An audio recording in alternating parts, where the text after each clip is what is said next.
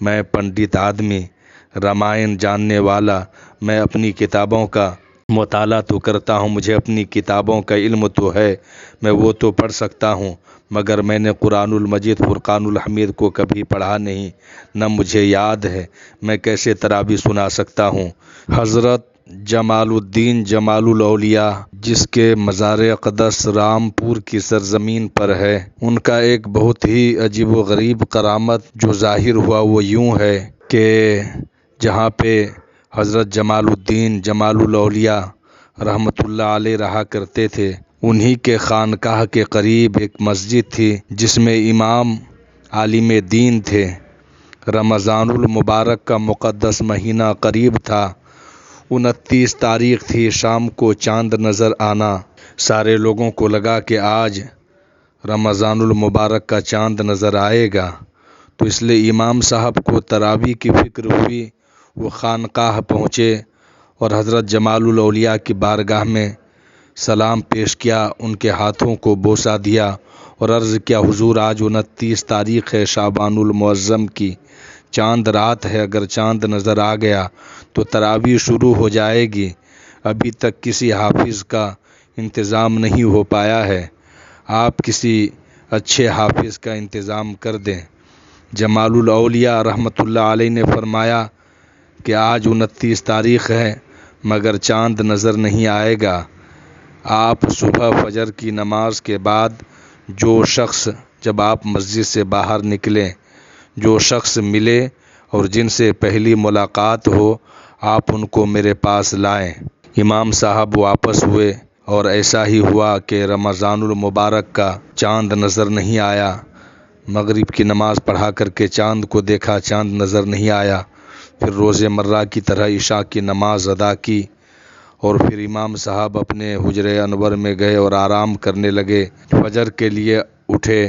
اور مسجد کو گئے، نماز ادا کی، نماز پڑھانے کے بعد جب وہ باہر تشریف لاتے ہیں تو جمال الاولیاء کے حکم کے مطابق جو پہلا شخص جس سے ملاقات ہوگی ان کو جمال الاولیاء کی بارگاہ میں لانا تھا۔ دیکھتے کیا ہیں، ایک پنڈت جی ہے، بہترین نہا دھو کر کے فریش ہو کر کے ہاتھ میں لوٹا لیے مندر کی طرف جا رہے ہیں اور کچھ مالا جپ رہے ہیں۔ پنڈت صاحب سے جب ملاقات ہوئی تو امام صاحب نے ان کو روکا اور جمال الاولیاء کا پیغام دیا کہ جمال الاولیاء نے فرمایا تھا کہ فجر کی نماز کے بعد جس شخص سے سب سے پہلے ملاقات ہوگی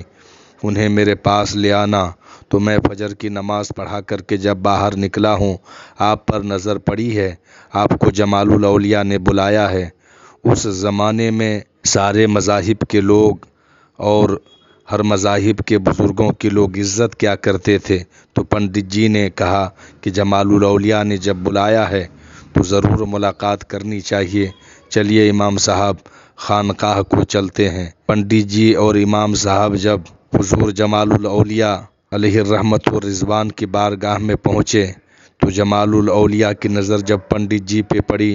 تو جمال الاولیاء مسکرانے لگے اور امام صاحب تو پہلے سے ہی غور و فکر میں تھے، اسمنجس میں تھے کہ کیسے کیا انتظام ہوگا۔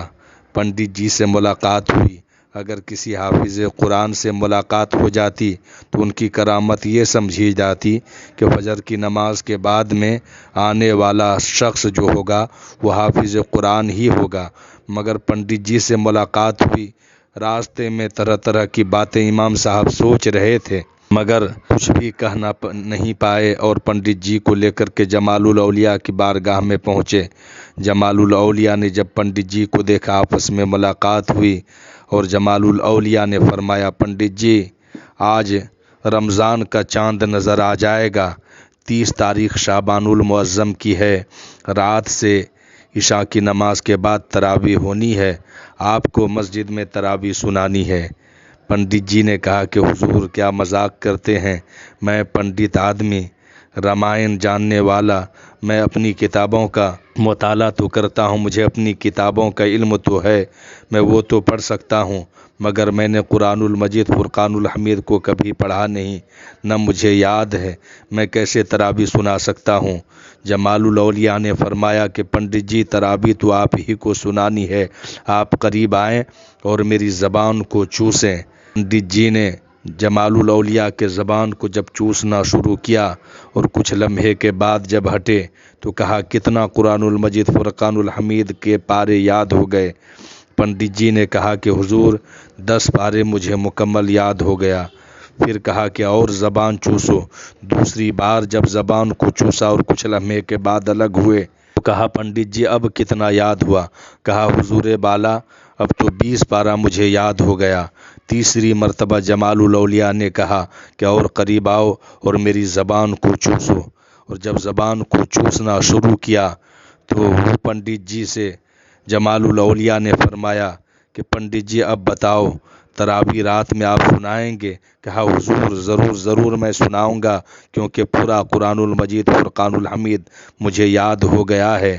الحمد سے والناس تک مجھے اچھی طریقے سے یاد ہو گیا ہے، اور اب میں تراویح بخوبی سنا سکتا ہوں۔